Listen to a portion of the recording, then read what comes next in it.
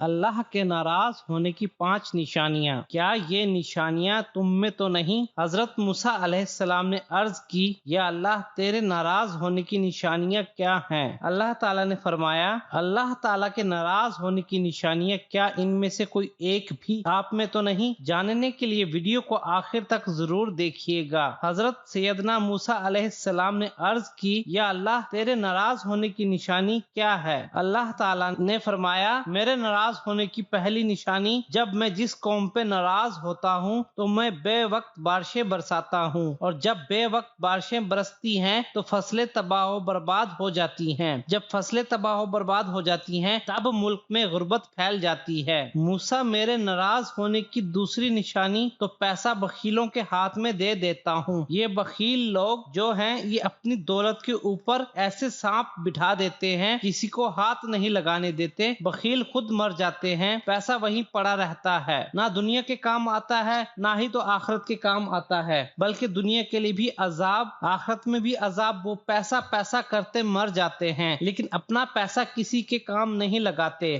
میرے ناراض ہونے کی تیسری نشانی، موسیٰ جب میں ناراض ہوتا ہوں تو حکومت بے وقوفوں کو دے دیتا ہوں، حکومت نااہلوں کو دے دیتا ہوں، اور نااہل لوگ، بے وقوف لوگ، کسی بھی قوم کے اوپر ویسے ہی عذاب ہے۔ ناظرین، آپ اپنی آنکھوں سے دیکھ چکے ہیں کہ بارشوں کی وجہ سے نظام درہم برہم ہو چکا، فصلیں تباہ ہو گئیں، انسان کی نافرمانیوں نے زمین کو بھی ڈبو دیا، فصلوں کو بھی ڈبو دیا۔ پھر اللہ نے فرمایا، موسیٰ میرے ناراض ہونے کی چوتھی اہم اور سب سے بڑی نشانی یہ کہ جب میں ناراض ہوتا ہوں، جس بندے پر میں ناراض ہوتا ہوں تو اس بندے سے سجدوں کی توفیق چھین لیتا ہوں۔ ناظرین، اللہ جب ناراض ہوتا ہے روٹی بند نہیں کرتا، اللہ جب ناراض ہوتا ہے رزق بند نہیں کرتا، اللہ جب ناراض ہوتا ہے سورج کو حکم نہیں دیتا کہ فلاں شخص میرا نافرمان ہے، تیری کرنیں اس کے آنگن میں نہیں جانی چاہیے، ہرگز نہیں۔ اللہ جب ناراض ہوتا ہے تو سجدوں کی توفیق چھین لیتا ہے، اللہ جب ناراض ہوتا ہے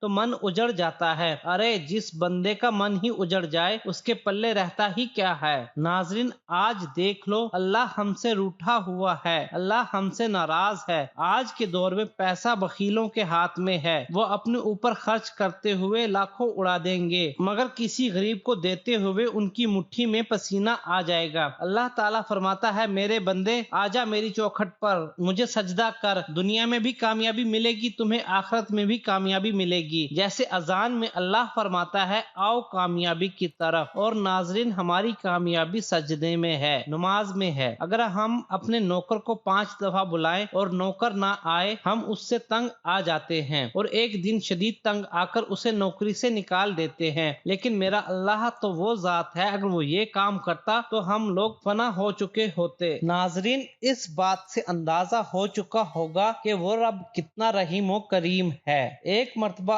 ایک بوڑھا شخص جس کی عمر 80 سال تھی مسجد میں آیا، بیٹھنے کا طریقہ نہیں آ رہا تھا، کھڑا ہونے کا طریقہ نہیں آ رہا تھا۔ 80 سال کی عمر کا بوڑھا ہے، نماز پڑھنے کا طریقہ نہیں آ رہا تھا، قیام کرنے کا، رکوع و سجود کرنے کا طریقہ نہیں آ رہا تھا۔ امام صاحب نے دیکھا، پوچھا، بابا جی مجھے لگتا ہے آپ اس مسجد میں پہلی مرتبہ آئے ہیں۔ بابا جی نے کہا، امام صاحب میں اس مسجد میں پہلی دفعہ نہیں آیا، میں تو ویسے ہی زندگی میں پہلی مرتبہ مسجد میں آیا ہوں۔ امام صاحب نے پوچھا، کیا واقعی آپ زندگی میں پہلی مرتبہ مسجد میں آئے ہیں؟ بابا جی بولے، جی ہاں، اسی لیے تو مجھے نماز پڑھنے کا طریقہ نہیں آ رہا۔ امام صاحب نے کہا، بابا جی اس کا مطلب ہے آپ زندگی میں پہلی مرتبہ نماز پڑھ رہے ہیں؟ بولے، جی میں پہلی مرتبہ نماز پڑھنے آیا ہوں، اس سے پہلے میں نے کبھی نماز نہیں پڑھی۔ امام صاحب نے کہا، بابا جی اچھا پھر جمعہ تو پڑھا ہوگا؟ کہا، آج تک نہیں پڑھا۔ امام صاحب نے کہا، اچھا پھر عید الفطر، عید الاضحیٰ تو پڑھی ہوگی؟ کہا، امام صاحب